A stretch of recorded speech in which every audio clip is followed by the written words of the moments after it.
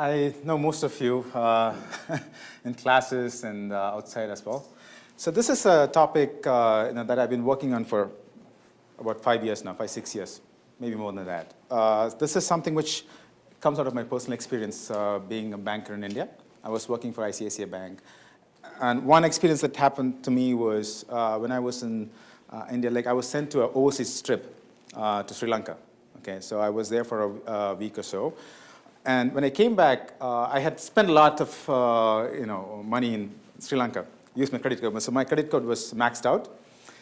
I didn't realize that. So I came back, and there were a lot of these calls coming to me from the recovery agents. Okay, I was working for a bank. I had a bank's card.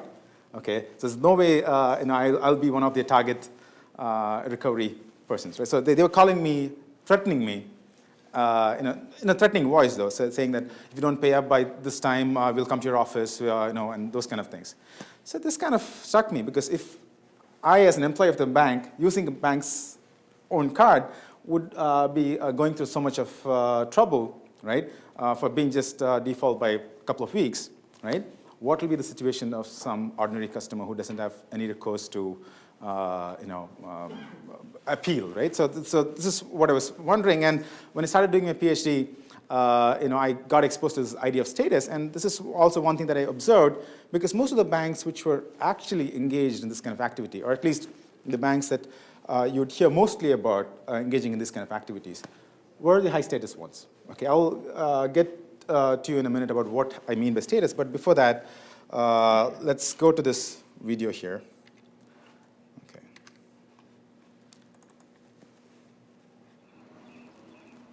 It's always been controversial.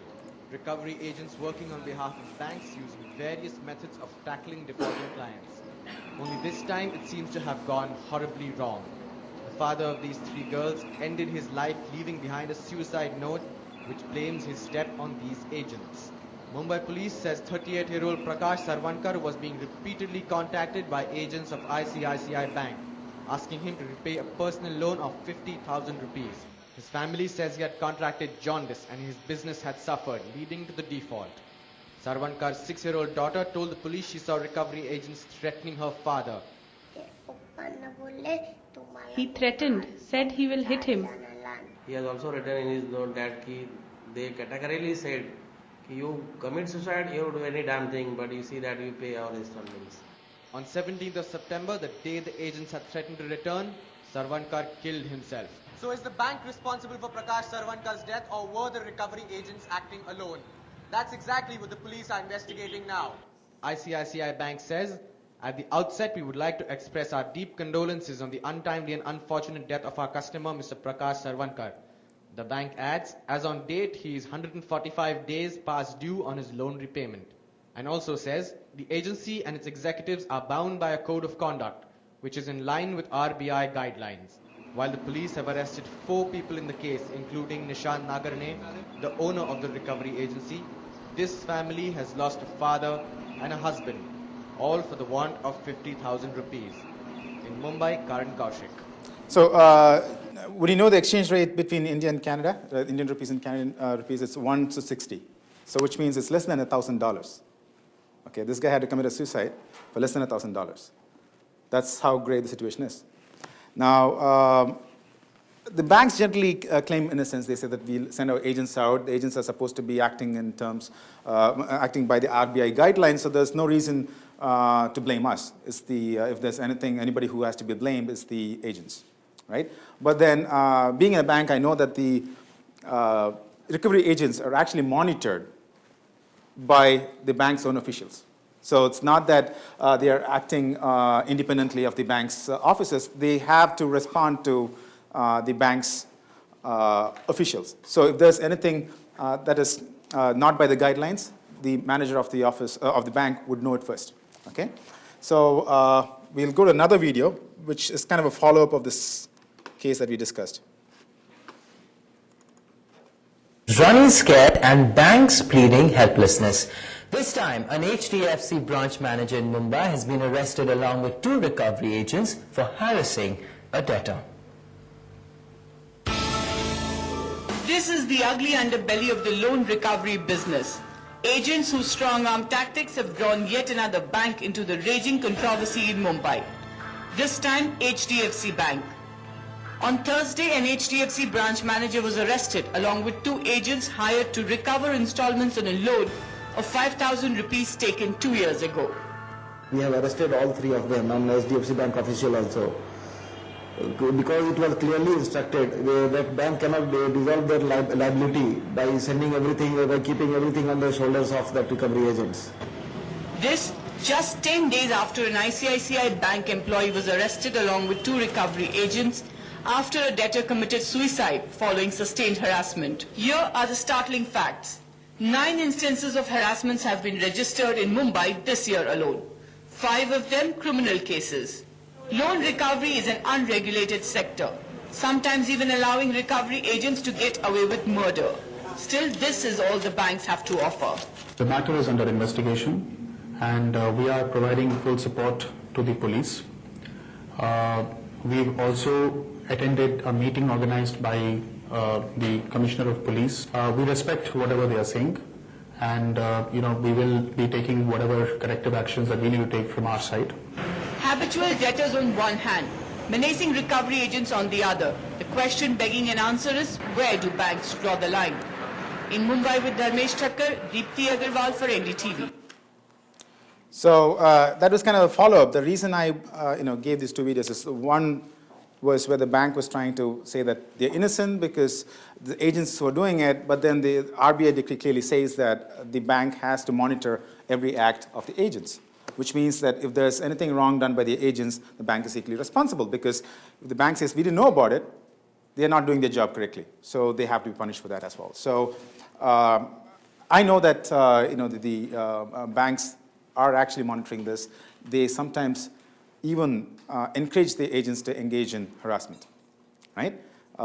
So let me give an example of how it works. Like there are a lot of even popular movies made out of this subject. So they would classify the loans based upon buckets. They would say the soft bucket, hard bucket. So this, depending upon how difficult the loan was to recover in the first place, right? And they would say for this hard bucket, the incentives are higher, much higher for the agents, and they would have to recover it, else they'll lose your job, right? So they'll give a target for how many soft buckets to recover in a certain period, how many hard buckets to recover in a certain period, and they would say, no matter what, beg, borrow, steal, I want the money in. And the agents do the same thing back, and this is how the process works. Now, the question is, the banks that were really engaged in this thing, the bigger, the larger chunk of complaints were coming from the big status, high status banks, okay? But the low status banks were not as actively engaged. But it's not a resource story per se, because anybody could actually engage an agent, right? And just compensate them based upon recovery, right? So anybody who's willing to recover, would be compensated equally. So even if it's a big bank or small bank, they'll be paid the same amount for the same amount of loan being recovered. So it's not a resource-based story. Anybody could hire an agent, right? But it's only the bigger banks which were doing it. So the bigger puzzle here that we want to really address is, why is it that these high-status banks are doing it, right? If you look at strain theory is one of the popular theories in criminology. I think some of you would have taken criminology courses. You might have followed criminology. General strain theory is one of the prominent theories in this stream of research. And what they say is the strain to attain a status position, higher status position, is what motivates people to engage in misconduct. But then strain to engage in high status position, they are already in high status. Why would they have strain? So that is the bigger question. So if they have strain, they might engage in misconduct. So I can imagine a small bank, low status bank engaging in misconduct. But why would a high status bank engage in misconduct? Do they really face strain? And there's also, if you look at status research, which is kind of a pretty big stream of research, which says that if you occupy a high status position, it's almost guaranteed that you stay in that position, right? Because of status homophily, right? So before getting into much of it, I'll try to clarify some of these concepts. So you might have heard of status, you might have heard of reputation, you might have heard of things like prestige. These are all distinct constructs, right? These all have different meaning to it. When it comes to status, status is basically a network-based position that somebody enjoys. So when I say network-based position, it would be like what is the respect that you get in your network of friends? So think about if you want something to be communicated to the world, whom would you use among your friends, right? So that person enjoys the most status, right? So you could think of investment banks. So there could be a lot of small banks engaged in a deal, but then there's one bank which is taking the deal forward. This is the lead bank, right? So there are a lot of smaller banks as well. So when a bank has got more lead bank statuses, that is a high status bank, right? So a lead bank today could be in a smaller bank or a sub bank in another deal, right? But then if you have more lead banks, if a bank is more of a lead bank for many other acquisitions, then this is a high status bank. So status basically comes from affiliations, right? Whom are you connected to, and whom are they connected to, right? So if you're connected to other powerful actors, then you're of high status, right? So that's how status is viewed. But at the same time, prominence is visibility, right? A company which has got come into the list of most admired companies, right? Could be a prominent firm. A prominent firm could be something which has got greater visibility, greater news coverage about it. But doesn't mean that these firms have got higher status, right? So these are not the people that always go to all the parties, but then they would know which is the cool party, right? So that's the kind of difference, if you would want to understand. And reputation is about performance per se. It's the performance of an individual. So, and again, reputation is kind of a useless term generally, because reputation for what is the question. Okay, it could be reputation for doing bad, reputation for doing good, but then reputation per se doesn't really convey much, right? So, but this is a useful construct, and because we use it loosely, right? When we refer to somebody as being of high reputation, oh, he's a highly reputed person, or this is a highly reputed company. Reputed for what is the question, right? So it could be reputation for quality, it could be reputation for integrity, right? This is a highly and this bank has got high reputation for integrity, but then they are not so good for quality, right? So which means if a company comes out with a defective product, they are the first one to withdraw it, right? But still they come out with a defective product. So these are two different things, right? So now we have some understanding of what status is, what reputation is, and what prestige is. Now we'll move forward. So occupying a high status position has got several benefits, right? So one of the benefits that you get is you actually tend to pay less from a supplier, right? For the same produce, you would actually pay less. And also people would pay you more premium for a high status, right? For example, you would actually buy a Apple product because it conveys status, right? So that's the idea there. So you have status connotations with certain players in the industry. So basically, you tend to get more premium for a similar kind of product, right? Let's say there's a high status product and a low status product. High status product would fetch a higher rent than a low status product, even though the products are of comparable quality, right? Because the quality is not easily observable. You always kind of infer quality based upon status, right? So you don't know how iOS 7 is going to be, but then you would know that iOS 5 is great. Apple is a good company. Maybe iOS 7 is good too, right? But comparably, you might have another operating system which is you have not heard of, which actually breaks ground in several aspects, but you don't want to pay the premium. You're not sure, right? But that's what the difference here is, right? So high status gives you the flexibility of earning high premiums, and also it gives you the advantage of cost, which means you can produce the same product at much lesser price and fetch a much higher price because of the status that you command. So status basically is a costly asset to lose, right? So if you're in a high status position, it would imply, because of the benefits that you enjoy, you don't want to lose that position, right? So that's something which has not been really discussed so far. So high status organizations are generally considered also very secure because there's a status-based homophily among organizations or individuals as well, right? So you might have seen that high status people only associate with other high status people, right? Even a low status person wants to go up, you don't really encourage them into the network, right? So you could look at job hires, right? So if you want to look at and really one of the top 4 accounting firms, they would want to hire people from some of the top 4 business programs. They don't want to hire from bottom for business programs. So that's the kind of status by affiliation. So they want the homophily to consistently go forward. So they don't want to give out their status, so they try to maintain homophily. Which means, like, if I'm of high status and if I'm associating with somebody of low status, I'm transferring part of my status to the low status person. I'm bringing that person up. By that mechanism, I'm also losing a part of my status. So it's in my interest that I only associate with people who have comparably high status. So that's status homophily, right? So there's this tendency of status homophily, which means a person of the low status cannot really go to the high status rank. It's very difficult for them to go. So they're stable. So why would they worry? I mean, they can keep maintaining their status. Have you heard of this Matthew effect? So Matthew effect, Matthew, apostle, he had this thing in the Bible which speaks about the rich getting richer and the poor getting poorer, right? The idea is the wealth of the poor is being robbed to give the rich because they are already rich. So that's the idea. So the same happens with high status organizations. At least that's the understanding.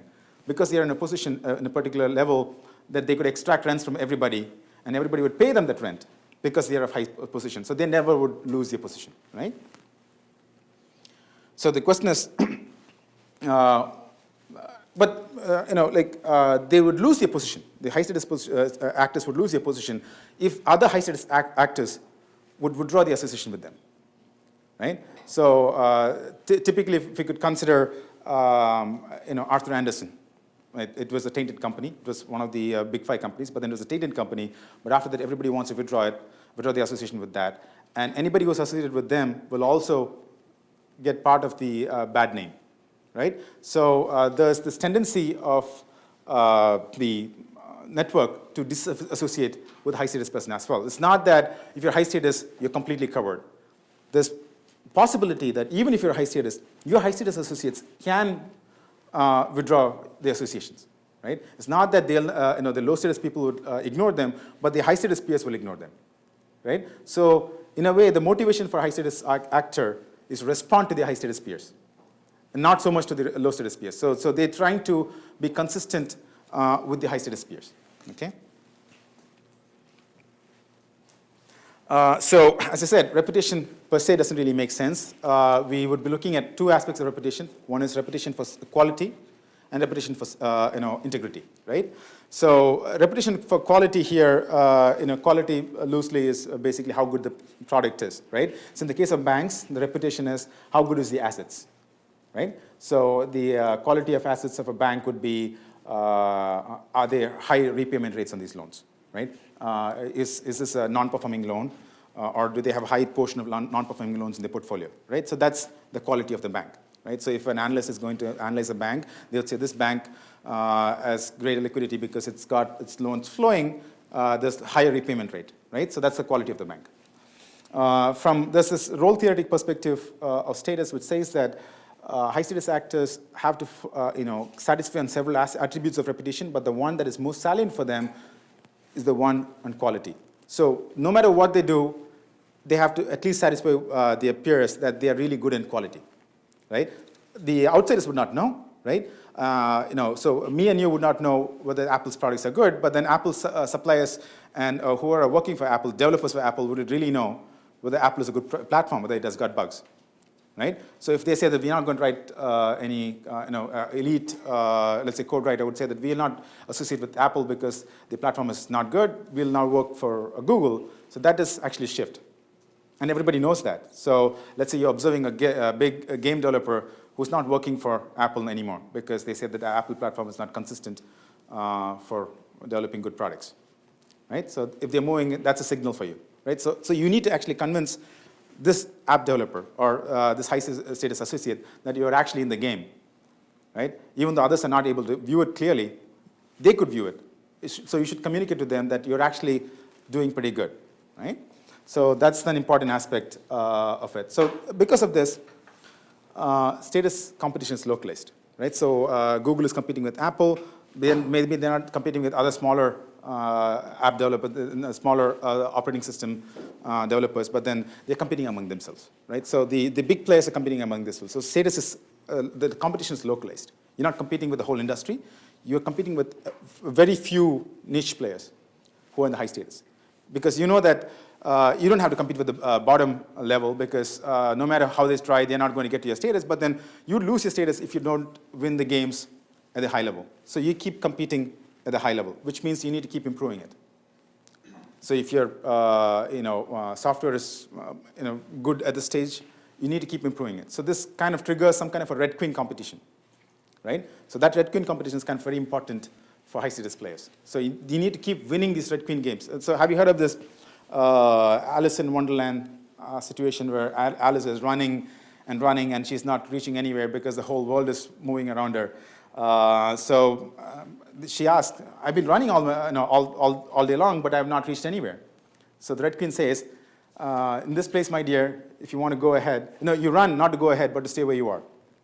So the same goes for red queen competition for high status players. High status players compete with themselves and they keep improving. And the moment they fall down, it will be noticed by the associates. Even a small decline would be noticed by the associates. Of course, the outside world would not know it because they're running, right? That's all they see. Yeah, they're running. They're doing good. But then they're not running ahead of the competition, that very narrowly defined competition, right? So they have some amount of status localized competition, which makes it imperative on them to keep improving the equality, right?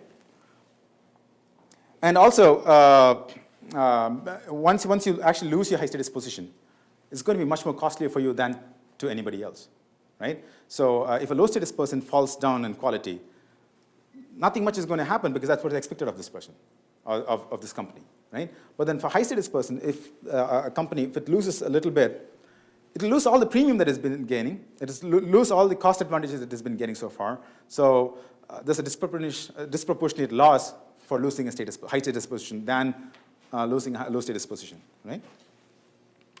So, as I said, because of this, status becomes, the reputation for quality becomes an important source of insecurity, right? Although for a lay person, a high status actor would never be dislodged from his position, right? It will keep continuing in his high status position. But then there's this small network of high status players for whom each actor is at risk of falling, right? So that is what is an important impediment for them. That's the source of insecurity. Because a high status actor is insecure, not because they have to convince the low status players, but then they have to convince other high status players. And that is a really tough, costly game, right? So this pressure to uphold quality in the eyes of their close associates is what becomes a source of insecurity. Then we move, okay, now that we understood that high status actors are indeed insecure in their position, they are not free from being dislodged, right? They indeed have to keep delivering consistently high quality to be in the game. We know that that insecurity is sufficient to create some kind of a loss aversion, right? They know that if I fall down, I'll be losing all these advantages.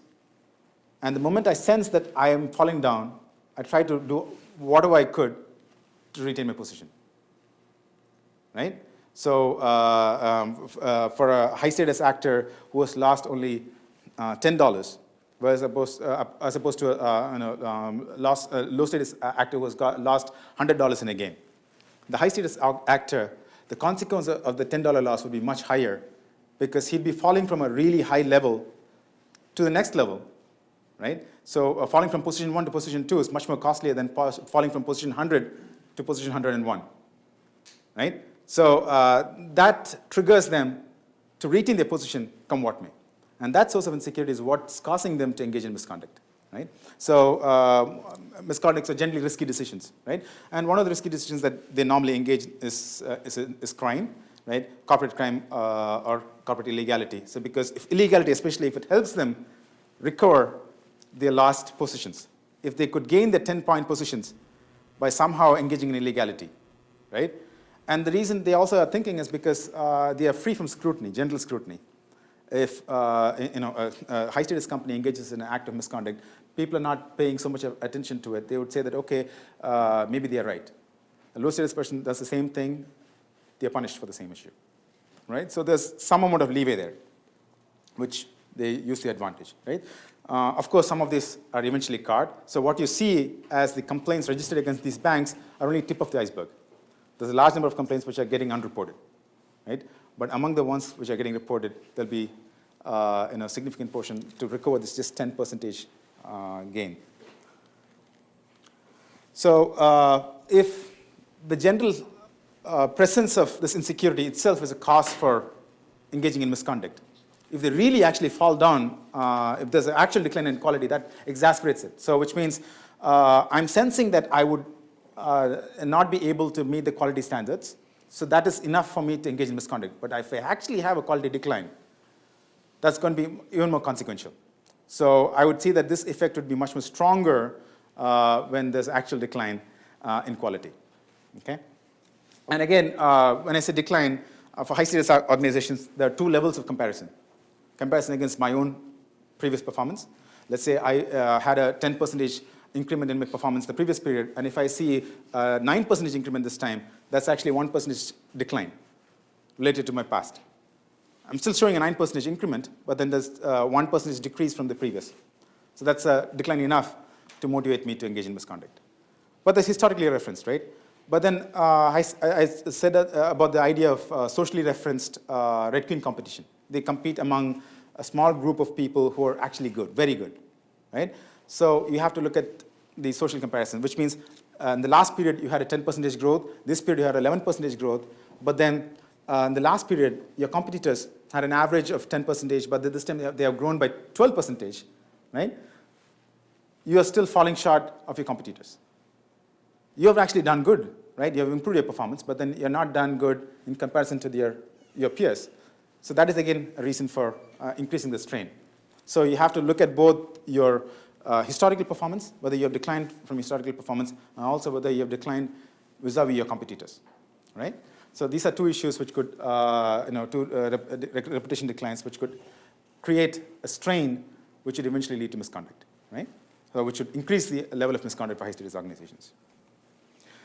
But then there's also this integrity issue, right? So when you engage in misconduct, you're basically compromising on your integrity, right? Which is not essentially a good thing. Because if integrity was not a point of discussion at all, it's okay, right?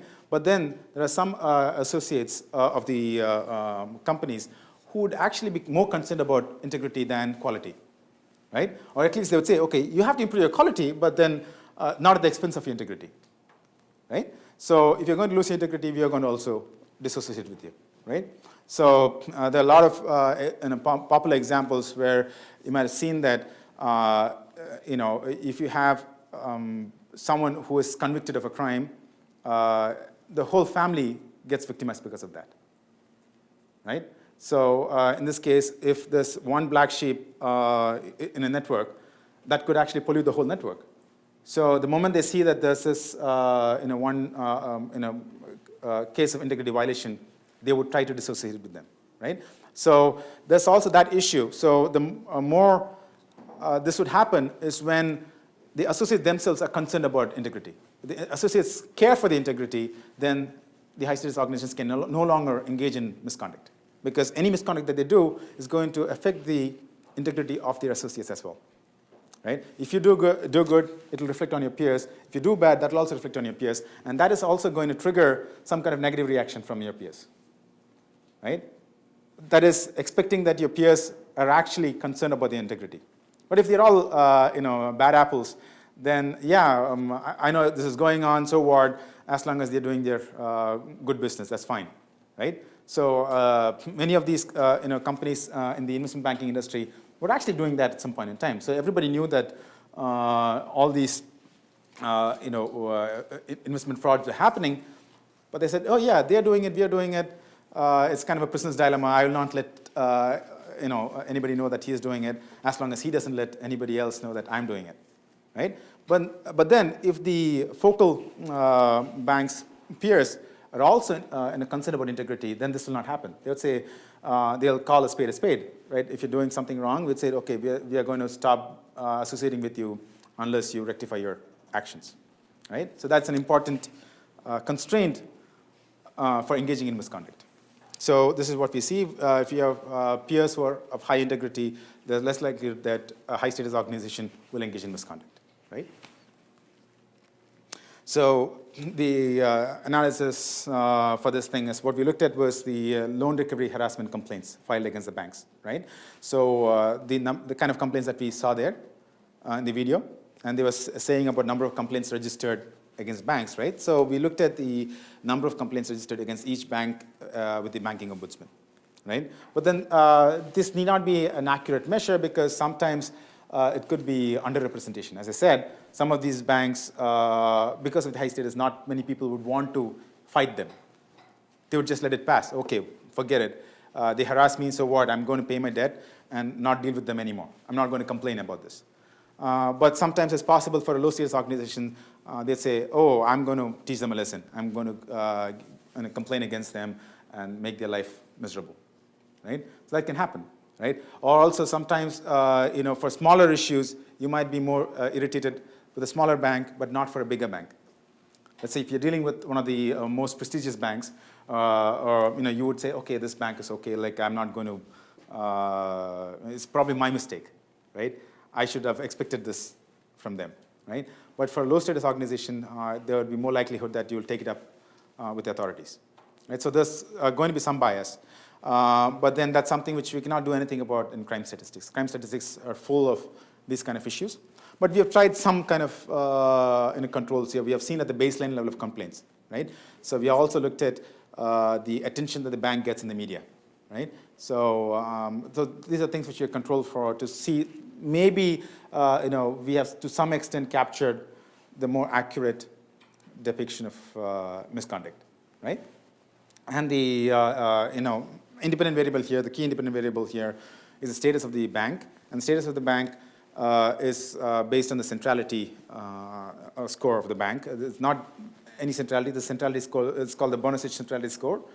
What this does is it looks at who are you associated with and who are they associated with, right? So if you're associated with all 10 low status people, then you don't get high status, right? Even though you're connected with 10 people. At the same time, if you're connected with 10 people who are also connected with the 10 other high status people, and they are connected with other high status people, that gives you much higher status, right? So it's kind of the aggregation of the centrality of other high status actors in your network, right? So it's basically telling you that this person, if you have a really high score in this value, what it says is this person has got really good associations with other high status actors, right? And he's central in that network. So that gives them the power or the respect of the whole network, right? So that's what it is. And the three moderators that we looked at, one was the asset quality, and the historical and socially referenced. So what we did was we looked at the non-performing assets in the bank's portfolio in the previous period. So non-performing assets, not just the assets, because assets itself could not give you much because big banks will have bigger assets and they'll also have more non-performing assets. But we're looking at the proportion of non-performing to performing loans, right, or total loans. So that was the non-performing asset ratio. So we're looking at that and we're looking at the change in that. So in the previous period, the bank had a non-performing asset ratio, let's say, 0.2, right? And then this period they have 0.1. So there's a decline in a non-performing asset ratio by 0.1 basis point. So that's what we're looking at. So that's one thing, and we're looking at the comparison between the non-performing asset ratio of the focal bank and the associates of the bank, right? So these are the two references that we're looking at. And then we are looking at the integrity expectations of the associates based upon, there's this media ranking, not media ranking per se.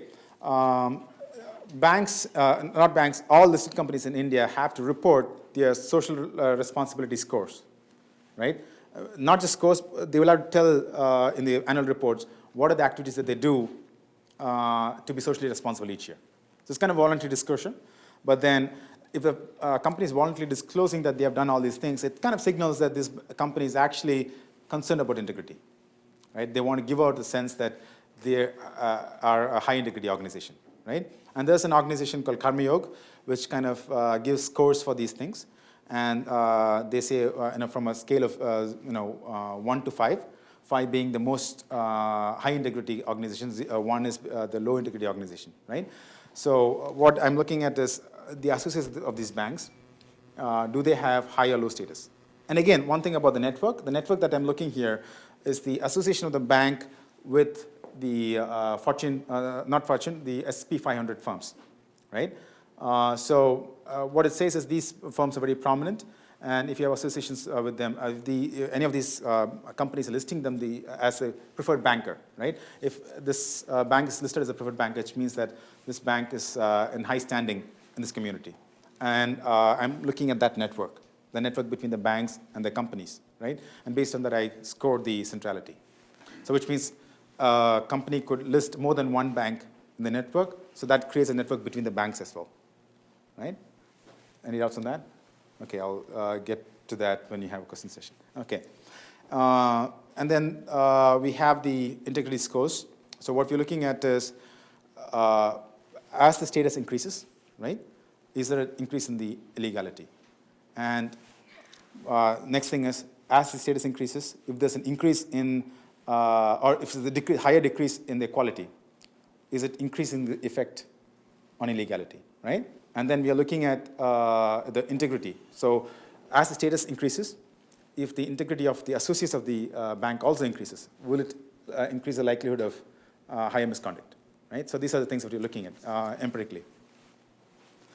So these are results. So we find a very, very, very strong effect for status, which means it's consistent across. We actually torture the data to see whether we lose significance. And we do all kinds of tough regressions on these things. And we still find a very, very strong positive effect of status on misconduct, right? So we test for endogeneity. We test for autocorrelation. We test for different ways of coding status. Different ways of coding the dependent variable, yet we find a very strong effect of status on misconduct. So what it says is high status organizations are much more likely to engage in misconduct than low status organizations, right? And we also find the strong interaction effects of historical and social. So in the case of status, when we have these historical independently, right, which means you've improved upon historical performance, so you tend to reduce the misconduct. And if you've not improved, or if you declined vis-a-vis your historical performance, you tend to engage more in misconduct, right? But then when we include the social referenced, quality, which means you've not done well vis-a-vis your peers, that has got a much more stronger effect than not doing well against your own historical performance. And we think because, for high status organizations, more about their own. Not more about their own previous performance, because that they would anyway be improving because they're competing with other really good organizations, right? But then it's their performance in comparison to their peers, which is much more stronger, right, as an influence to engage in misconduct. And then we also look at the corporate social responsibility of the associates. If the associates have got high integrity expectations, the tendency to engage in misconduct reduces for high status organizations. This is what we find, right? So broadly, what we find is high status organizations are not as secure in their position as previous researchers told us. Even in a high status position, they fear that they'll fall down, and they try to correct it by engaging in misconduct, right? And we have actually clarified two attributes of organization reputation which shapes the action, which is the concern for quality. They want to do good. On the one hand, they want to do good to show that to their peers that they are comparable to the other people in the network. At the same time, if their peers are concerned about integrity, they would want to reduce that activity, right? So there's a strong tendency towards misconduct. Just being a high status organization, there's high insecurity, and then there's a strong tendency towards misconduct. But then if your peers are actually performing well vis-a-vis you, then you would want to improve your performance, and you would try to increase your engagement in misconduct to cover up your bad performance, right? But at the same time, if your peers are actually concerned about integrity, you would be less likely to engage in misconduct. You would try to reduce your engagement in misconduct, even though it means probably that you will lose your status, right? Because you lose your reputation for quality, and that would eventually affect your status. But that decline would be much benign compared to the decline that will happen because of integrity violation, right? So you don't want to be an Enron, you want to be an Apple.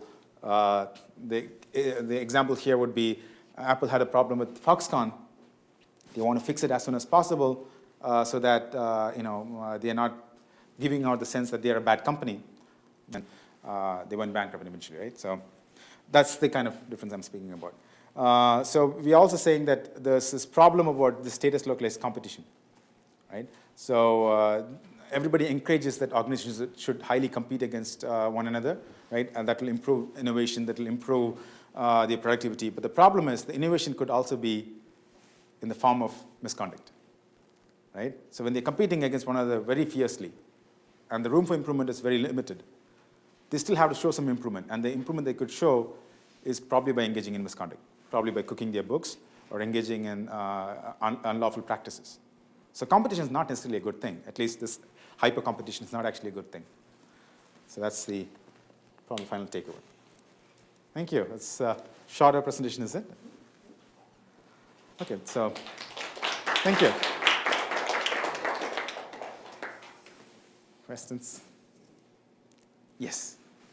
If you were to replicate the study, let's say on a sample of U.S., Canadian companies, would you expect to find the same results? Because if I'm following your study, status and integrity are completely independent, separate constructs. Right, okay? right. Whereas, I guess because of the tradition that I grew up in, I often think of integrity as being part of status. So if you talk about somebody that is high status or an organization that is high status, it implies that the organization has exhibited at least an acceptable degree of integrity. So yeah, so here's the thing. So status is loosely coupled with integrity. This is also what we are saying. So it's not just completely independent, it's loosely coupled with integrity and quality, right? So there's reputation for quality and reputation for integrity. Both together would have given the high status position the position that it actually isn't right now. But after it gets a position, high status position, that's loosely coupled because people are not really easily able to observe the integrity. If Apple says they're doing good, we believe them, unless something comes in the open, right? And similarly, if Apple says that we have got really good products and because of the previous history, we tend to believe them. But then what we're trying to say is that's not essentially true because of this loose coupling. We don't really know what's going on at the background. They might be actually maintaining their status by engaging in misconduct, but we're not able to see that often. Right? So this is kind of a tip of an iceberg kind of a scenario. So it's almost like the hubris of success kind of thing. Yes. Yeah. So once you get to the position, maybe you'd have really toiled to get there. But once you got there, then you know that you know the game. So you can do all kinds of mischief to remain in that game. So that's probably what it is. So this is something which Merton explored in the issue of scientists. So you would look at Nobel laureates, right? So once you're a Nobel laureate, you definitely should have established yourself as a good scholar. You'd have published a lot. But then after that, if you send a paper with a Nobel laureate, really crappy paper, it would get in compared to someone who has written a much better paper and he's not a Nobel laureate. But that would be a different kind of situation. I mean, for instance, let's say if I'm a Nobel laureate and I send in a paper that is crappy, okay, and it's got accepted, it's because of my reputation. But let's say if the Nobel laureate plagiarized the paper, okay, so that's an issue of integrity, and that gets accepted. I mean, like, wouldn't the Nobel laureate be placing himself or herself in a great amount of jeopardy by plagiarizing somebody's paper? I mean, I could write a crappy paper, right? But you can actually blame it on his, RA, right? Just like what happened with C.N.R. Rao. For example, C.N.R. Rao is one of the most celebrated scientists in India. His paper was reported to have been plagiarized, and he blamed it easily on his RA. He said, it's a single-authored paper, you can't blame it on. Yes, so that's the reason you have associates. You have a complacent crime. It's not that you're doing it on your own. So here they have the agents to blame. They say that it's the agents who are doing it, it's not us. So that's the way they kind of disassociate from the crime itself. So the agents get a commission from whatever Yes. amount is recovered? Right. So they would give you a certain portion of the recovery amount. And they would say if you don't recover, you'll also get fired. So the payment would be from the bank? From the bank. So in that sense, there is a relationship? That's a relationship, yes. So how do they divorce themselves by saying that the agents are independent? They try to, but they don't. Eventually, they got even, because the second video shows that they even got arrested. And now the RBI is much more stronger in monitoring this. But at some point in time, there was kind of a gray area. You engaged an agent, So is the agent at fault or is the bank at fault? But then they found that even when the agent is at fault, there's a responsibility on the part of the bank, which is clearly stipulated, which says that you should be monitoring your agents. It's like, you could look at Arthur Andersen. Was Arthur Andersen to blame or was Enron to blame? Because Arthur Andersen could say that, they asked us to do it, but then you did it, right? Similarly, they could say that, it's our accountants, they did the, bad bookkeeping, it's not us. But then you gave them the bad receipts to start with, right? So in a way, they're hand in glove in this. So if you were to do the study, let's say, in a sample of Canadian and American companies, would you expect to find the same kind of results? Yeah, so at least I would find the same kind of interaction effects.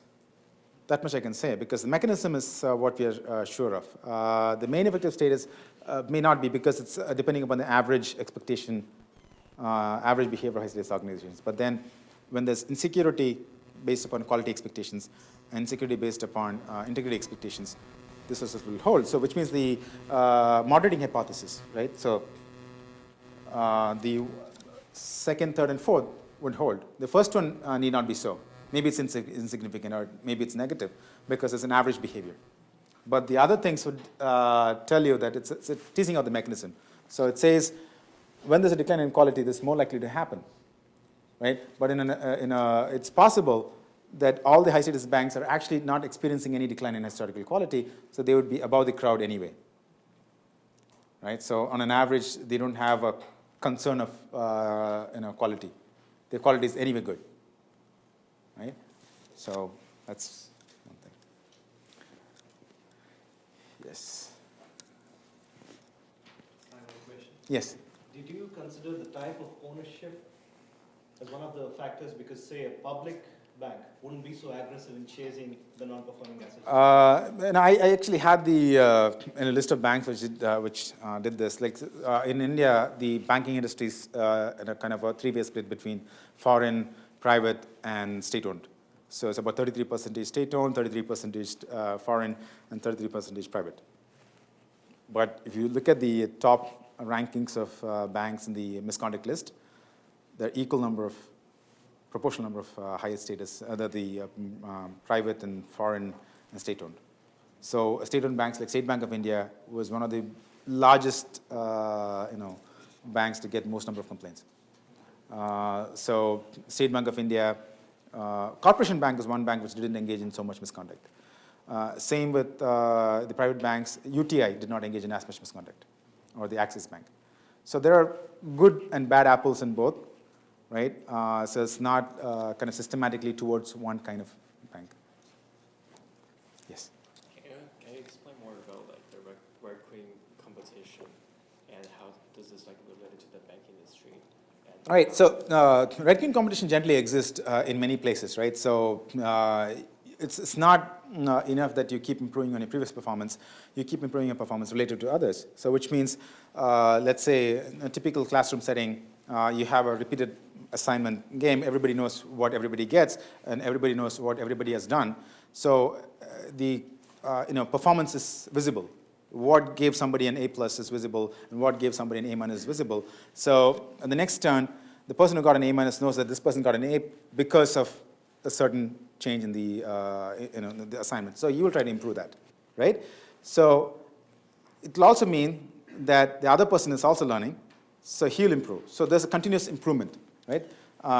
Because you're trying to both all the players in the competition are trying to get the high score. But if you know that how they got that, there'll be strong competition between them, right? So one improvement will lead to another improvement will lead to another further improvement.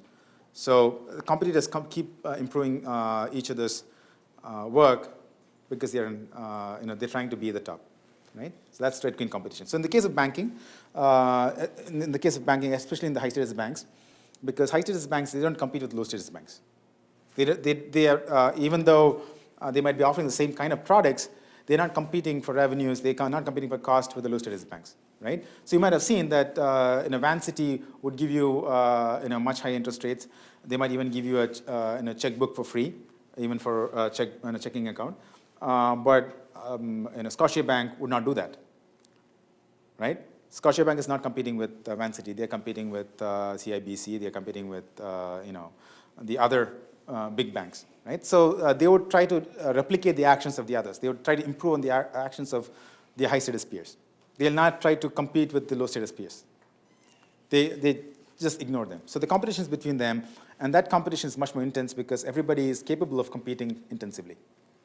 They have the capacity. So if let's say Royal Bank of Canada improves on a certain service, immediately Scotiabank will try to improve the same service, right? They'll try to better them.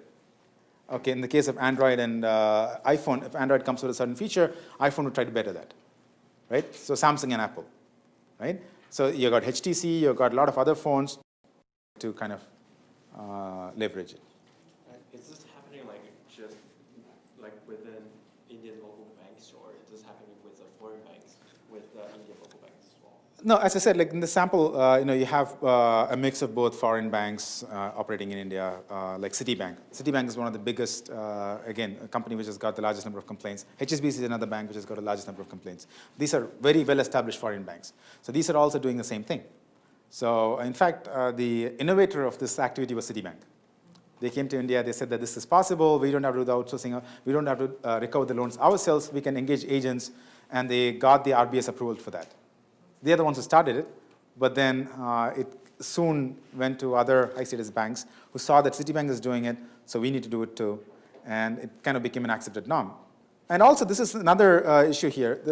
As I said, when there's high competition kind of leads to innovation, right? But the innovation need not be the right innovation. The innovation to kind of get loan recovered in a crude manner. That could be innovation too. Nobody else thought about this. They had the same problems for several decades, but it's now that they were pushed to recover their loans. RBI was pushing them, and they said, okay, we have to keep improving ourselves, and the only way we have to improve it is by recovering loans. Whatever it takes, we'll do it, right? So this is one thing happened. And even cooking books is an innovation. Right? You can't just cook book as it is. I mean, you need to show a basis for cooking a book, right? So you need to have some basis for that. So that's an innovation too. So innovation need not be necessarily a good thing. Okay. Yes. Regarding the insecurity of the high status banks, so there, as high it goes, there will be only few number of banks, right? So the more they are high, they would gain a power to lobby the government, and then if those few people can do it, then they are secure. Yes, so that's one thing which happens, right? So they try to build the regulations around the high status organizations, which means they would say that, okay, this is something which we are doing. For a typical example would be the badla trading. Have you heard of badla trading? Badla trading is something which was illegal in India. It was basically futures trading. Futures, you know futures, right?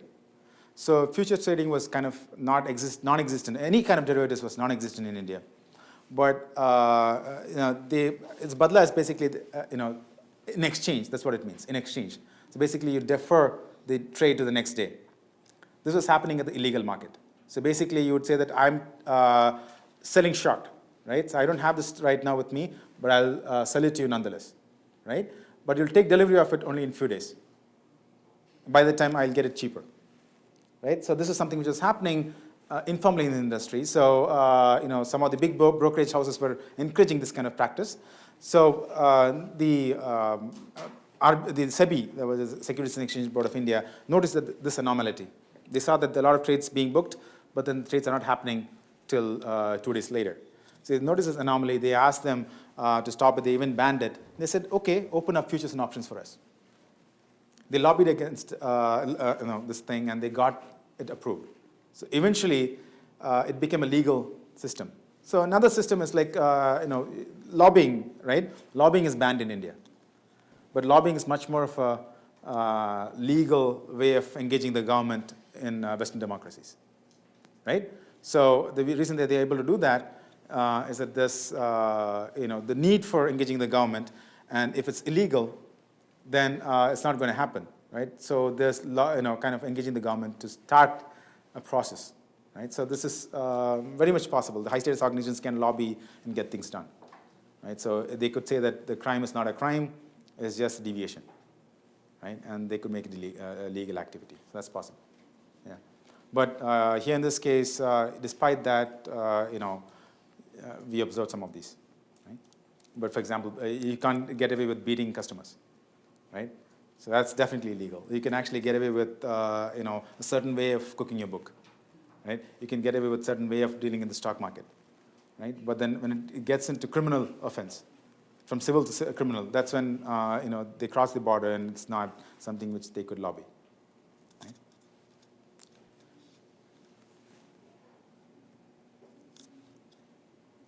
Any other question?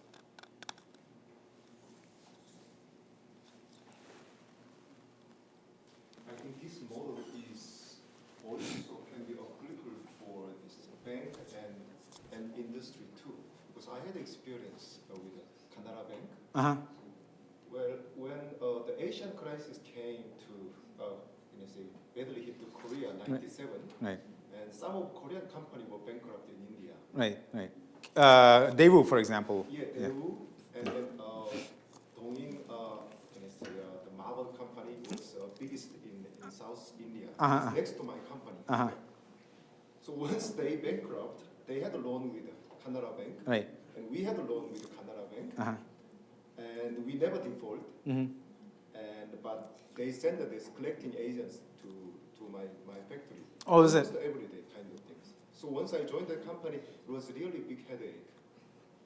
Right. So even though you're not defaulting, they're seeing to it that you're not defaulting. So that's an extreme form of. That's right. And Right. The problem is that they are not properly wear the uniform, and they are not coming from a Canara Bank. Right. Right. They are agents. Agents. But we complained to the headquarters, the Right. Canara Bank, but they said, in Tamil word, they say, Summa happened. You know what it is? Summa, yeah. just like that. Just like that. Yeah. Just like that it happens. So Yeah. by mistake it happens. Yeah. Tomorrow it will not happen again. Right. Right. Tomorrow never comes in India. Right? Tomorrow It also keeps happening. they are coming. Keeps happening. Yeah. I see what he's saying. Yeah. Yeah. But there are some agencies to stop that kind of intervention too. They gave us some ideas how to do this. Yes, I think there are some legal organizations which try to, even in Vancouver, there are some organizations which will tell you how to get out of your debt, right? Yeah. So they would ask you to declare bankruptcy, which you would not be aware of, and they'd say, okay, well, you can declare, strategically declare bankruptcy and get away from the recovery agents problem altogether, right? Yes. So there are organizations which do that, so that'll be a neat extension to see whether those kind of social institutions kind of stop these activities. That's a neat extension to this. Yeah, so, even this kind of thing, I think can extend to this I agree. Industry too. I agree, yeah. So only thing is, the data that I have here is from the banking ombudsman. So you complained to the bank, right? Yes. And the bank responded to you. So the complaint is over. But you go to the ombudsman, when you approach the bank doesn't resolve your complaint, then you go to the ombudsman, right? But that doesn't really happen in a corporate relationship because the relationship is much more bigger, and you don't want to involve a third party in this. But individual clients are much more free to approach the ombudsman. Yes. Right. Yeah. Yes. I have one that kind of relates to the one about the differences between the state-owned or foreign or whatever, the banks. From a place where this kind of activity is really big, they would be more likely to engage in this kind of activity, right? So if they're coming from a location where banks definitely engage in this kind of activity, they transfer those activities back in. It's a nice question. So I've not observed that, but that's possible. That's possible. Yeah. But we're speaking of like 30 banks, so you'll not really see much of deviation. There's just 2 or 3, broader regions that they represent. Right. Yes. Anything else?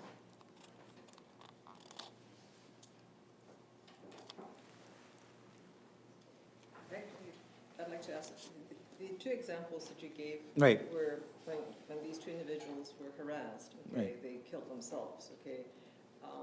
But that is not necessarily the kind of outcome. I mean, some people may be able to tolerate, let's say, the constant harassment, badgering, but some people may not be. Right. So what kinds of tactics do these agents actually use to, I mean, they don't beat the person up, do they?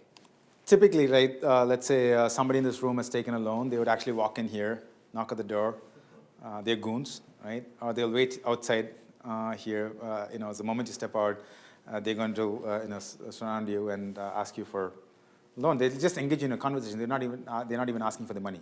They just engage in a conversation. So the moment you see somebody of your colleagues being surrounded by goons, then it's a kind of a shame for the other person that he's not given his loan back. So he'll try somehow to pay the loan by the next due date, right? So those are some of the tactics. And they would keep calling you at wee hours of the night. They'll call you at midnight or 3 o'clock, 4 o'clock, and they'll call you at your office space, and they'll call your boss, right? All those things can happen. They can even threaten you to kidnap. Those things have happened. They could even, another in a subtle ways of doing it is, let's say you take an auto loan, you're going to your car, and they would keep observing you, and the moment you get to your car, they snatch the keys from you and they take the car. Now they have the possession of the car. The asset is with them. Now the other guy would say that, okay, everybody's noticing that he doesn't have a car. He had a car before. So what's happening to that? So that's kind of a shame infliction as well. So he would try to repay it based on that. So there, it can go from really soft tactics to really extremely hard tactics. So there was one of the lawyers. He was actually sitting in the car of one of his friends, and these guys came and snatched the keys, and he thought they were actually stealing the keys. So he would try to defend that thing, and he got beaten up, and his skull broke, and he was hospitalized. So he was the one who actually brought this to limelight. He said, I'm a lawyer, I'm not going to leave this alone. Although he was not the affected party. No, he was affected, but then he was not the actual, right. The target was somebody else. He was just guarding his car for his friend. And somebody else, these goons came and took him out of the vehicle. Yeah, so you can go to that extremes. It's like a loan shark behavior, typical loan shark behavior. Have you seen it in movies? Right? You'll be beaten up, and if you don't pay up, right? Las Vegas, especially, is well known for this thing. Chop your hands off, right? Yeah. So yeah. Sometimes it's not just empty threats; they end up. But we're trying to really understand. Right now we just have the number of complaints. We're trying to really understand what these complaints were about. How did they get resolved? That's the next stage for this thing. But for now, we are working on the number of complaints itself. Right? Yes. Yeah.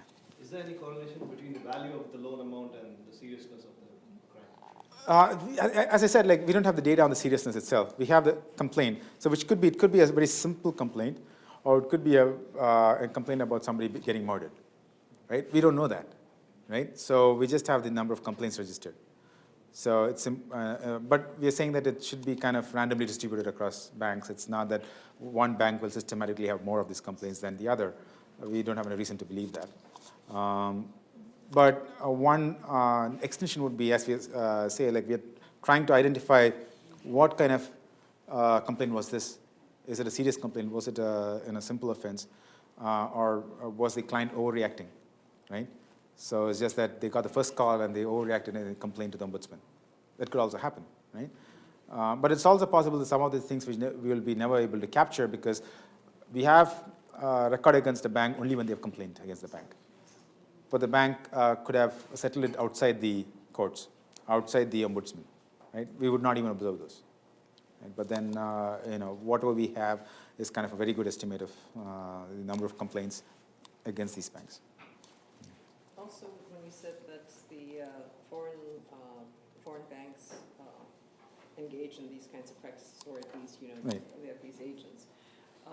Did you look at the nationality of the top executives? So, for instance, if it was an expatriate, let's say HSBC, it could be somebody from the UK. I mean, would that make a difference as compared? No, I've not looked at. That's similar to what you were asking. It's true that there could be some variations there, right? So, expat managers would be less confident of engaging in this thing because they're in a foreign land, they don't want to corrupt themselves. But then the thing is, it's a broad level in a strategy. They would say that, okay, we want to engage in strong arm tactics. That's what they would say. They will not say how they were going to do that because CEO doesn't have control over each loan. He just has got a broader strategy, right? So he would say that we are going to increase our loan recovery by so much percentage, else some of the recovery guys are going to lose their jobs. That's all he's going to say. And that is going to communicate as a strong arm tactic to the lower level employees. And by the time it goes to the agents, it becomes much more of a stronger statement. So the nationality might matter, but then I'm not sure. Like, yeah, maybe there's some data that you could pull out of that. Yeah, it's possible. For the expat, most probably, right. This would just be a temporary assignment. Right. It's 5 years, so do I really want to engage in these kinds of practices? Right. Yeah, that's something which I've not looked at, but yeah, that's definitely possible. You would see that there's some amount of disciplining from the corporate itself, especially if you're from US and if your US stakeholders expect you to behave in a certain fashion, you would not corrupt your reputation based on that, right? You never know. But then again, I don't have data right now, but I think it's possible to get the data. Also, does the status of the subjects matter? Okay, so I mean, here we assume, like when we look at these individuals, they all roughly the equivalent of $1,000. Right. Okay. Right. But let's say for some high flyers, okay, who engage. Yeah, I see that. Like really high. Like for example, the company that you're working with, it's a big loan, right? How big was the loan? It was $1 million. Yeah, $1 million loan. So for that thing, they're still engaging in harassment, but then not to.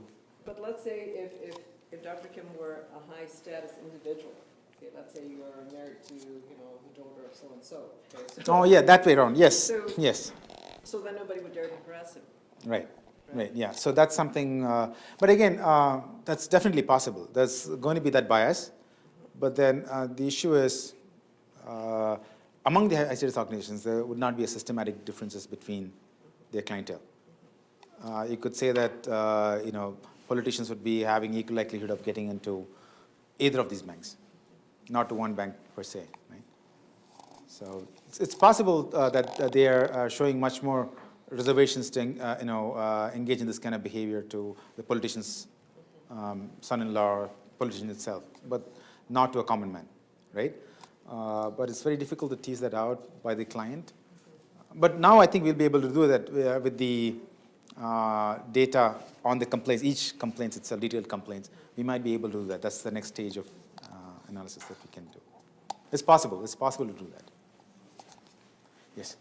High status should be involving a lot of corporate social responsibility activities, right? Not necessarily. They don't have to. But what would be the incentive for them to do it? Because they would have more incentive to do CSR than low status. Yeah, so that's another thing which we're looking at in another paper. What we're saying is the CSR of the company is not an exogenous event, exogenous choice. It's basically endogenous choice, endogenous on the behavior of the bank, so of the organization. So we are looking at U.S. corporations. We're looking at the lending to charities. How much money do they give the charity every year? And we're looking at whether they have been engaged in any corporate crime in the previous period. So, the argument is they would engage in more social responsibility if they have engaged in more crime in the previous period. It's basically, it's a cover-up. So you want to cover up your bad deeds by engaging in more good deeds in the next period. So it's not something which is automatic. I see it as not necessarily engage in, social responsibility behavior. It's not expected, right? For example, Bill Gates would say that charity starts at home. We'll do charity later. Now he's doing a lot more charity, but not in the initial years, right? Same with Steve Jobs when he said that we are not going to do any more charity. We have to focus on the development of the company. We are more concerned about the shareholders right now, right? So it's not necessary that they care about social responsibility. Anything else? You had a question? It doesn't bode well for the whole dimension of environmental responsibility for companies. I mean, if it seems to be divorced from status, profit, and so on. It's not really an incentive wired into the network within a company to this. It seems to be a kind of ancillary concern. Yes, so as I said, in this case, the quality becomes the primary concern. So to gain status, probably they would have done a lot of good things, right? So people would have respected them for that thing as well. But then quality becomes the primary concern, right? So to improving what they're doing, the processes that they're doing. The things like integrity comes later, right? So there's kind of a staged process. So they don't give equal importance to all. They want to be doing good. They want to be surviving first before they do any charity. Yeah, yeah. They want That's to get the brand in place. So. right. Yeah. Yeah, I think of Apple, and they're terrible when it comes to recycling. What do you do with this stuff? It's glass and steel, but right. Yeah. So they've got they're doing very well, but it seems to be quite divorced from their right. Yeah. other areas. So that's where I say that like the concerns of the associates matters a lot. Yeah. If your associates are socially responsible, then that forces you to be socially responsible. Right? So let's say, think about living in a neighborhood where everybody is giving charity to some students' association. And if you're the one who's not doing it, then everybody look down upon you and say, at least to convince the others, you do some charity. Right? So that's probably what's going on here too. Right? It's not that you're personally motivated, but then just because your peers are there, peer pressure makes you to do good things. At least not to do bad things in this case. Yeah.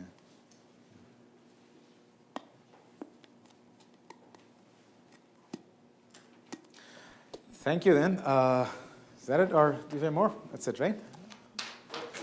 Thanks. Thank you for the comments.